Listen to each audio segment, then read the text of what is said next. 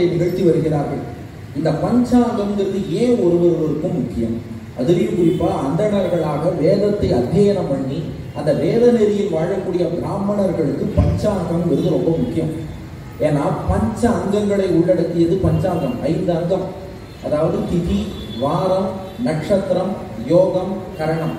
அன்றைக்கு என்ன திதி அது நமக்கு தெரியணும். ஒரு ஏகாதசி விரதம் அனுஷ்டிக்கணும்னா என்னைக்கு ஏகாதசின்னு தெரியணும். அதுலேயும் ஸ்மார்த்த ஏகாதசி இருக்கு, வைஷ்ணவ ஏகாதசி இருக்கு.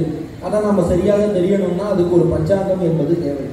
அதுபோல ஒரு அமாவாசை தர்ப்பணம் பண்ணணும், அந்த திதியை அறிந்து கொள்ள வேண்டும் என்றால் அதற்கு பஞ்சாங்கம் தேவை. அடுத்து வாரம், என்ன கிழமைங்கிறது நமக்கு தெரியணும். அந்தந்த கிழமை அது நம்ம அனுஷ்டானத்துக்கு பண்றோமோ இல்லையோ, அட்லீஸ்ட் ஆஃபீஸ் லீவ் என்னைக்கு தெரிஞ்சுக்கவாது கிழமை தெரிய வேண்டாமா? அது போல நட்சத்திரம், இப்போ இந்தந்த நட்சத்திரம்னா பெருமாள் புறப்பாடு சேவிக்கிறோம். அது போல ஒரு நட்சத்திரத்துக்கு சிறப்பு உண்டு.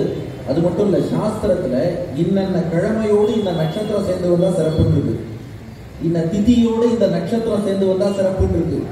நம்ம பொதுவாக என்ன சொல்றோம், யாரோட பிறந்த நாள்னாலும் ஜெயந்தி ஜெயந்தின்னு பேர் வச்சிருக்கோம். ஆக்சுவலா ஜெயந்தின்னா என்னன்னா அது சாஸ்திரம் விளக்குறது.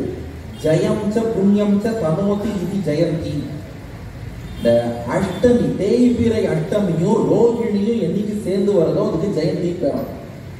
தேய்பிறை அஷ்டமி திதியும் ரோகிணி நட்சத்திரமும் சேர்ந்து வந்தால் அதற்கு ஜெயந்தின்னு பேரு. ஏன்னா அது ஜெயத்தையும் புண்ணியத்தையும் கொடுக்குமா. அப்படி தேய்பிறை அஷ்டமியும் ரோகிணியும் சேர்ந்து வந்த ஜெயந்தி நாள்ல தான் யார் அவதாரம் பண்ணார்? கிருஷ்ணன்.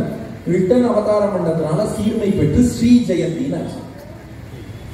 அதனால்தான் இந்த ஸ்லோகம் எல்லாருக்கும் தெரிஞ்சிருக்கும். வந்தே பிருந்தாவனச்சரம் வல்லவி ஜனவல்லபம் கிருஷ்ண ஜெயந்தி சம்பவம் தாம அல்ல, ஜெயந்தி சம்பவம் தாம வைஜெயந்தி விபூஷணம். ஜெயந்தியில தோன்றினோம்.